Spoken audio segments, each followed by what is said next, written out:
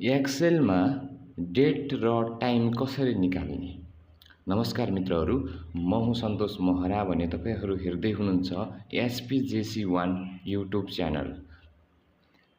सुरुमा चाहिँ तपाईहरूलाई चाहिँ म एक्सेलमा डेट कसरी निकाल्ने, डेट अथवा टाइम दुईटैलाई चाहिँ कसरी निकाल्ने त्यो पनि सर्टकट तरिकाले भन्ने कुराहरू सिकाउँछु। सुरुमा चाहिँ तपाईले कन्ट्रोल प्लस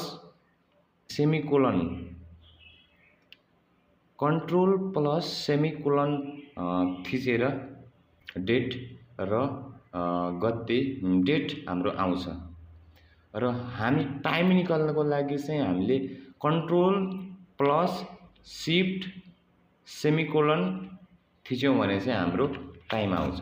तपाईहरु यहाँ तल पनि देख्न सक्नुहुन्छ हाम्रो 1:52 गइसकेको छ र यहाँ हाम्रो 1:52 भइसकेको छ र अहिलेसम्म पनि हाम्रो च्यानललाई सब्स्क्राइब गर्नुभएको छैन भने सब्स्क्राइब गरिदिनु होला र अरु थप केही कुराहरू जान्न मन छ भने कमेन्ट गर्नु होला। हवस् त, धन्यवाद।